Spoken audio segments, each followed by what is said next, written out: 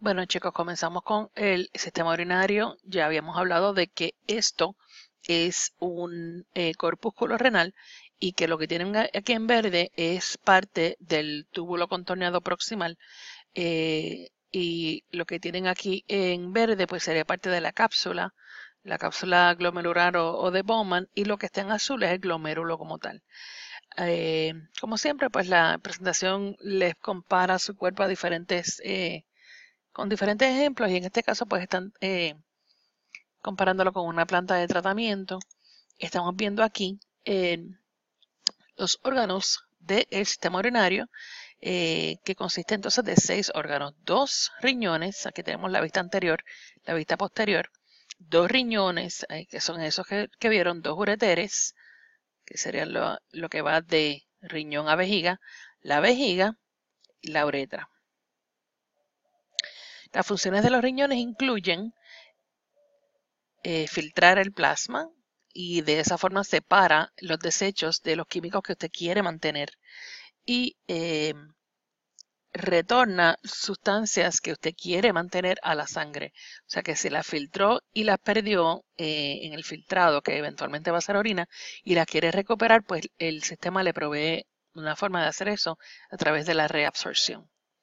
También usted puede ayudar a eliminar cosas que no se filtraron suficiente, y en ese caso pues entonces estaría secretando. Otra cosa que hace el sistema urinario, o los riñones como tal, es que regulan el volumen sanguíneo y la presión. Si la presión está muy alta para comenzar, entonces va a eliminar volumen para que esa presión baje, y si está muy bajita, pues va a conservar agua para aumentar el volumen y que así la presión aumente. Regula la osmolaridad de los fluidos de del cuerpo, y si están con demasiado sodio, potasio, el ion que sea, pues entonces esos se van a ir eliminando. De esa forma se mantiene la osmolaridad dentro de los valores homeostáticos que nos interesan. Además, secretan enzimas renina, donde esto va a activar unos mecanismos hormonales que controlan la presión sanguínea. Eso lo vamos a ver más adelante, porque envuelven la angiotensina y la aldosterona. Secreta la hormona eritropoyetina, que también está envuelta en la producción de las células rojas de la sangre. O sea, que tiene unas funciones que tienen que ver con la sangre, además de con los riñones. Colabora con los pulmones, regulando la presión parcial del CO2 y el balance de ácido-base en el cuerpo. Porque si usted recuerda, el CO2 que está en solución, cuando se une con agua, pues entonces va a producir va a hacer que su pH vaya hacia lo ácido. También hay un esfuerzo final en la síntesis del calcitriol, donde está envuelto los riñones. Por último, las funciones incluyen también la gluconeogénesis en casos de hambruna extrema. Aquí tiene un corte transverso donde se pueden observar, esta es la parte posterior, esta sería la espalda, músculos intrínsecos de la espalda con su vértebra L2. Al frente de ella, anterior a ella, va a tener la aorta, la vena cava inferior. Todo esto que está en azulito sería peritoneo. Esto es el páncreas, o sea que la relación entre el páncreas y el riñón izquierdo es bastante cerca. También tiene por aquí el vaso, que está bastante cerca del riñón izquierdo. Entonces, el contenido de la cavidad abdominal, incluyendo pues el colon, el intestino delgado, estaría inferior a esto, así que lo que está viendo es estómago. Y entonces aquí tiene las arterias y venas renales, que están saliendo una de la aorta y la otra drenando hacia la vena cava. En cuanto al color de la orina, va a depender de su estado de hidratación.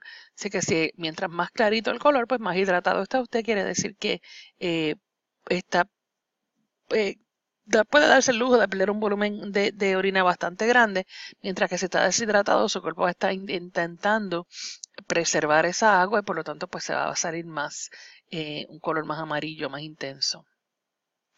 Los volúmenes urinarios que se consideran normal, estamos dentro de los 1 o 2 litros al día. Poliuria sería mayor de 2.5 litros al día. La oliguria, que sería menos de lo normal, sería de 300 a 500 mililitros por día. Y en anuria, que es ausencia de una cantidad bien pequeña, sería menos de 50 mililitros. Y claro, aquí están las causas posibles de esas condiciones, o de esas diferentes volúmenes urinarios. La uretra masculina y femenina, aunque tienen las mismas funciones, bueno, la masculina comparte función reproductora también, pero fíjese que la vejiga está localizada en el mismo lugar, está posterior al hueso púbico. La relación que tiene la uretra masculina es que tiene tres partes que la vamos a discutir más adelante. Entonces una de ellas atraviesa el pene, mientras que la uretra femenina es bastante corta.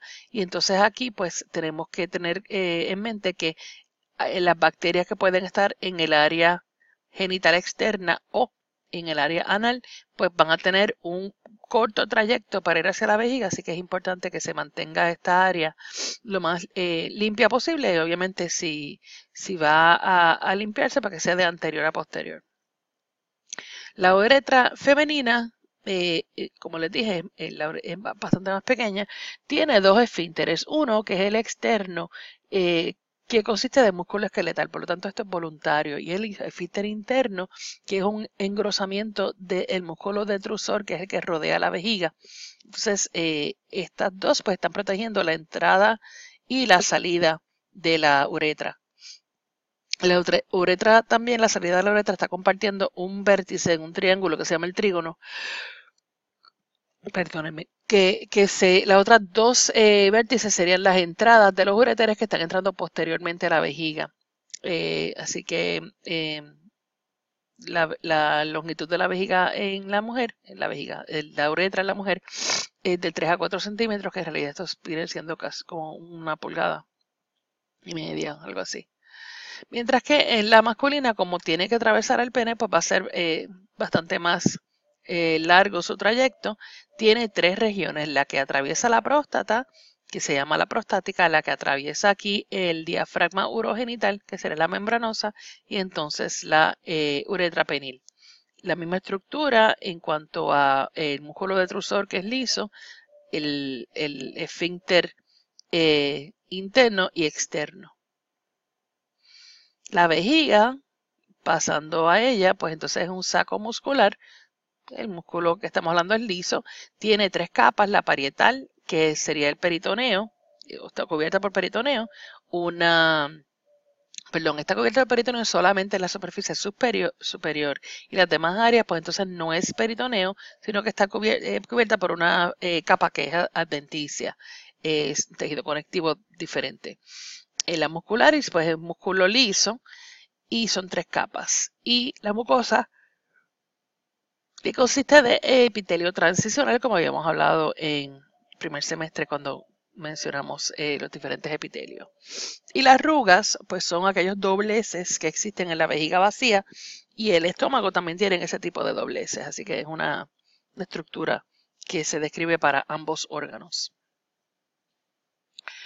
La vejiga aquí la vemos de nuevo con todos los accoutrements aquí, y como pueden ver, pues estas dos que parecen antenas serían las uretras que están entrando, los ureteres, perdón, entrando, la uretra es esta, ureteres que están entrando en la posición posterior. La capacidad de una vejiga es de casi 1 litro. Usted se va a sentir que está bastante llena a la mitad. Entonces puede ser que comience la urgencia de ir al baño. Ese es el momento en que usted, si ignora esa urgencia, pues se le olvida. Y eventualmente, si mientras más se vaya llenando, pues más va a ser la urgencia, hasta que usted no va a poder seguir aguantando el deseo, y a veces pues pierde el control del esfínter externo. Esto pasa mucho en nenes pequeños que no tienen control muy bueno y tampoco pueden predecir cuánto tiempo más tienen para poder llegar al baño. Entonces esa vejiga pues se va a ir expandiendo superiormente según se va llenando, y las arrugas, que eran dobleces, pues van a irse expandiendo. O sea que las arrugas en una vejiga vacía, llena, están ausentes. Esto es para recordarle el tipo de epitelio que existe en la vejiga como tal, y que si está llena pues se va a ver de otra forma. Aquí están indicándoles que de 6 capas de células, de 5 a 6, en una vejiga vacía, pues se pueden observar 2 a 3 en una vejiga llena. Mientras, entre medio de los actos de orinar o la micción, usted va al baño y entonces entre ese periodo y el periodo donde próximo usted va al baño, la vejiga va a estarse llenando a una tasa cerca de 1 mililitro por minuto. Es bastante. El músculo detrusor va a estar relajado, los esfínteres están cerrados y esto se lleva a cabo, perdóneme, esto se lleva a cabo porque hay una ruta simpática desde la parte lumbar del cordón espinal y unas fibras que están viajando también por el nervio hipogástrico, que es una parte del plexo lumbosacral, que van hacia el músculo detrusor y al esfínter y uretra interno. Entonces, para relajarlo, el detrusor y para excitar o cerrar el esfínter. Esto está ocurriendo mientras la vejiga se está llenando y usted no está en el acto de orinar. Ahora, hay unas fibras somáticas que van a controlar el músculo voluntario y esas vienen de la parte sacral superior.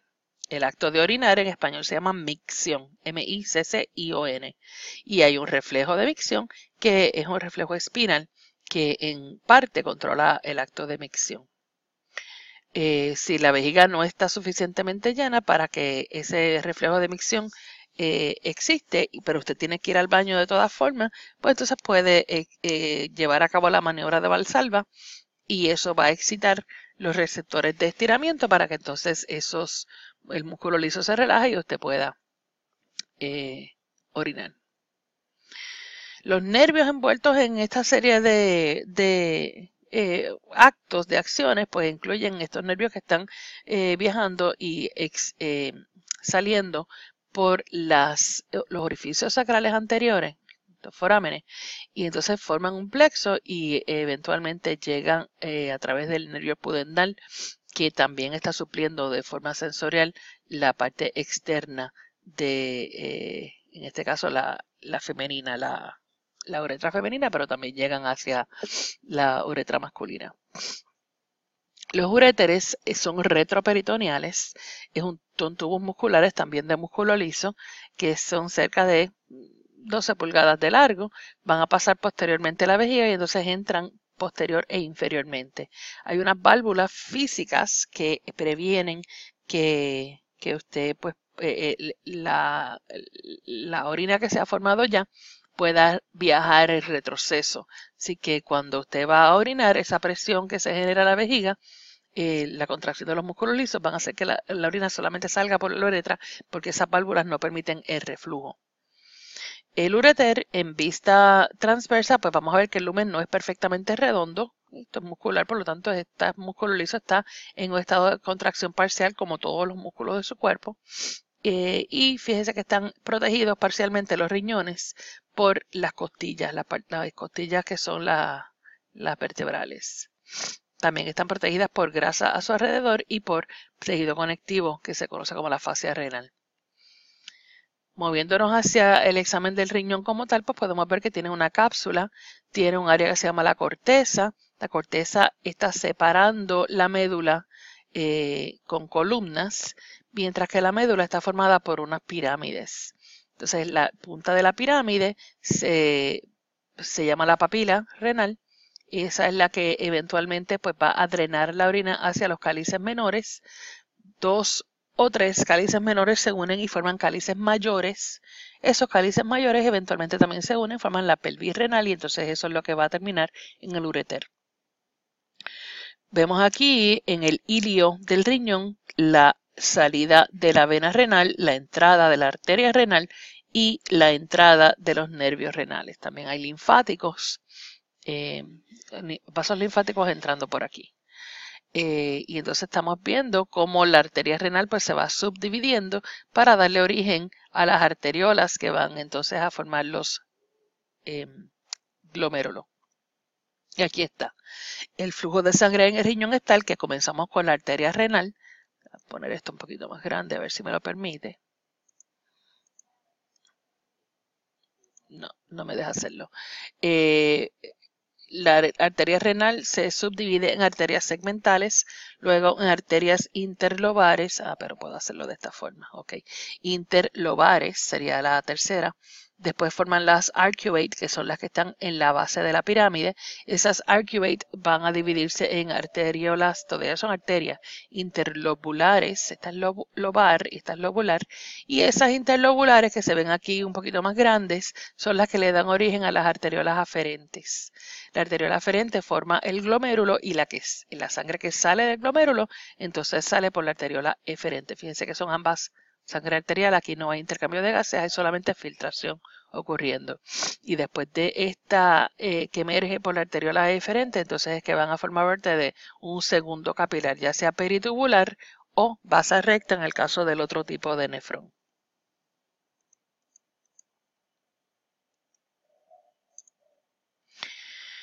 Sí que el flujo de sangre en el nefrón es como les acabo de explicar.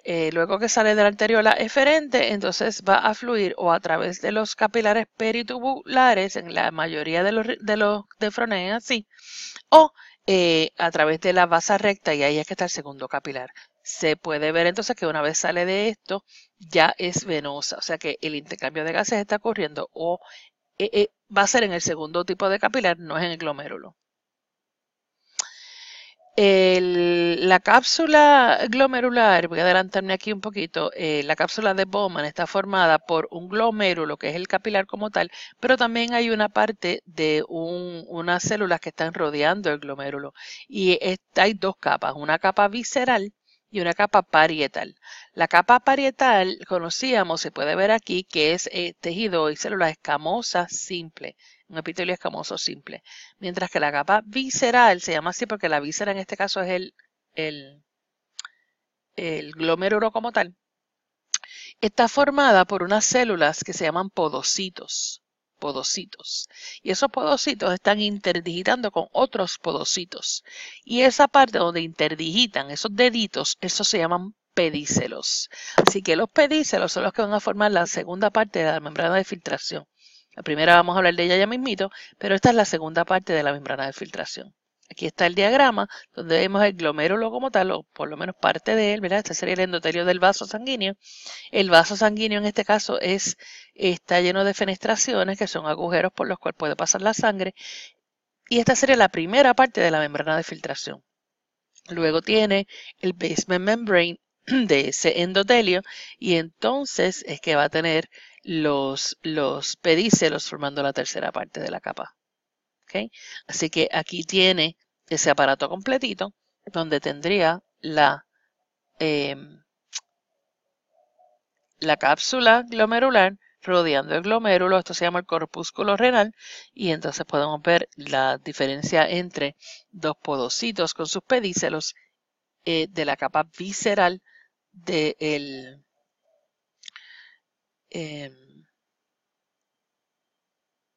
capa visceral, Dios mío, se me perdió, perdí el hilo, de la cápsula glomerular y la capa parietal, que es la de la pared, y entre las dos es que está el espacio donde fluye el primer filtrado. El filtrado va a pasar por capilar, segunda parte de la membrana es esta, y entonces el aparato sigue por aquí hacia el túbulo contorneado proximal. Y fíjese que el epitelio escamoso simple en realidad es la capa parietal, porque una vez empezamos con el túbulo contorneado, esto es cuboidal simple. Esta foto también les está describiendo el aparato yuxtaglomerular, donde lo que tenemos es una serie de células que están modificadas para osmorregular y varorregular. En este caso, este túbulo, que sería el túbulo contorneado distal, tiene unas células especializadas que se llaman la mácula densa, que son osmoreceptores. Así que van a monitorear la composición del fluido en el túbulo contorneado distal. Y de esa forma alteran la tasa de filtración. ¿Cómo lo hacen? Pues van a alterar el diámetro de estas arteriolas para que fluya más o menos sangre a través de ellas. O sea que dependiendo de la osmolaridad de este fluido, que ya es prácticamente orina porque está en la parte distal, usted decide si está perdiendo demasiado líquido o si necesita perder más o si tiene que preservarlo. Así que este es el aparato yuxtaglomerular. Habíamos hablado también que en el aparato yuxtaglomerular, estas células de la mácula densa, que son las que están recibiendo la información de osmolaridad, pues gran parte de la osmolaridad va a depender del sodio que sea preservado o no. Así que esto tiene que decir cuánto sodio va a seguir escapando. Así que están ocurriendo una serie de cosas. Número uno, el riñón va a liberar una enzima que se llama renina. Y aquí ocurren una serie de reacciones, incluyendo una reacción que envuelve varios órganos. Fíjese que el hígado libera angiotensinógeno a la sangre. El angiotensinógeno es el factor que eventualmente va a convertirse en angiotensina 2. Pero el angiotensinógeno está de forma inactiva en la sangre. No es hasta que el riñón libera renina que entonces ese angiotensinógeno se convierte en angiotensina 1. Esto es un vasoconstrictor, pero no es muy potente. Tiene que haber una segunda reacción enzimática que provee que la provee una enzima que en este caso va a venir de los pulmones. Esta segunda enzima se llama angiotensin converting enzyme, convertidora de angiotensina. Y esa es la que va entonces a convertir la angiotensina 1 en 2. Esa reacción entonces hace que esa angiotensina 2, que es súper potente, pueda entonces tener una reacción en varios lugares. Tiene una constricción al cuerpo completo, o sea que va a aumentar la presión. Tiene también un mecanismo que indirectamente libera aldosterona, y si usted recuerda, el efecto de la aldosterona era preservar sodio. Si usted preserva sodio en los túbulos renales, entonces el agua lo acompaña y está aumentando el volumen sanguíneo y por lo tanto también está aumentando la presión. El tercer mecanismo por el cual trabaja la aldosterona es este. Causa que la ADH se libere de su hipotálamo, la hormona antidiurética, y esta hormona antidiurética previene que usted siga perdiendo líquido y lo hace mediante la inserción de aquaporinas en el túbulo renal distal. Así que lo que estamos haciendo es que usted pueda reabsorber más agua y de esta forma pues mantiene la presión sanguínea. O sea que estos son tres mecanismos independientes. Todos ellos en realidad envuelven la secreción de renina y estas dos enzimas. Aquí tenemos un ejemplo de la apariencia de la aquaporina. Básicamente es un poro que se abre para que usted pueda pasar más agua a través del ducto. Cuando filtramos, cuando hablamos de filtración, tenemos que recordar que, aunque estamos hablando solamente en la clase y en el laboratorio, hemos hablado de la presión sanguínea. Usted sabe que en el laboratorio también tuvo que considerar la presión que había aquí. Perdón, en la cápsula como tal. Disculpen. Porque según usted va creando fluido aquí, este fluido pues tiene cierta presión. Esa presión se llama la presión hidrostática capsular. La presión hidrostática de la sangre, pues ya usted la está considerando aquí, que sería la presión hidrostática de la filtración como tal. Fíjense que la presión del fluido pues sería en dirección contraria, porque esta presión haría que usted, el drive sería para que este líquido se mueva en esta dirección. O sea que estas dos fuerzas son opuestas. Claro está, casi siempre la fuerza de la presión hidrostática es mayor, por lo tanto pues va a haber más filtración. Otra cosa que tenemos que tomar en consideración y que el riñón lo hace es la presencia de proteínas en la sangre que está aquí en el glomérulo, porque las proteínas no caben a través de los poros de la membrana de filtración y por lo tanto mantienen el agua dentro del glomérulo. Así que por eso es que esta flecha está en la dirección de aquí, opuesta a la filtración. Así que hay dos fuerzas opuestas a la filtración. Número uno es la presión de la capsular del líquido que usted filtró ya y la presión osmótica u oncótica de las proteínas que están aquí. Y la presión hidrostática de la sangre como tal, entonces va en dirección contraria. Todo esto va a trabajar para que usted normalmente filtre. Y la diferencia es poca, en realidad son 10 milímetros de mercurio nada más. Pero eso es suficiente para que usted pueda filtrar. Alterar cualquiera de estos valores, pues va a alterar entonces si usted filtra o no. Así que es importante que considere las tres fuerzas para hablar de la presión de filtración. Aquí les ilustran todos los lugares donde se secretan y se reabsorben fluidos en el nefrón. No tiene que saberse todo esto. En la presentación de Saladin que yo les incluí, dice cuáles son los que van a estar van a ser importantes, las cosas que pasan y que no pasan. Y aquí están algunas sustancias que van a ser reabsorberse y ser secretadas en el túbulo contorneado proximal. Una vez más, esto no es importante en términos tan detallados. Usted debe saber qué es lo que va a traspasar la membrana de filtración y qué cosas se supone que no se encuentran en la orina. También se reabsorbe el bicarbonato del proximal, túbulo contorneado proximal. Esto es importante porque el bicarbonato tiene unos roles importantes en el mantenimiento del pH y también en el drive respiratorio. Hay un sistema de contracorriente que lo que hace es que mantiene la médula renal con una alta salinidad, una alta osmolaridad. Este tipo de nefrón que tiene el loop Evenly bien profundo es el nefrón yuxtamedular y es el que en por ciento, hablando en por ciento, no hay muchos de ellos, pero tienen un rol bien importante en conservación de agua porque por esta, por como usted puede ver aquí, el flujo del filtrado va de la parte del loop de Henle fina a la más gruesa. Aquí usted tiene un intercambio bastante fiel de urea y agua, urea y agua, urea y agua. ¿Por qué? Difusión simplemente o osmosis, porque usted va a hacer, usted aquí le interesa que esta molaridad se vaya haciendo más y más y más grande mientras vamos yéndonos hacia la médula.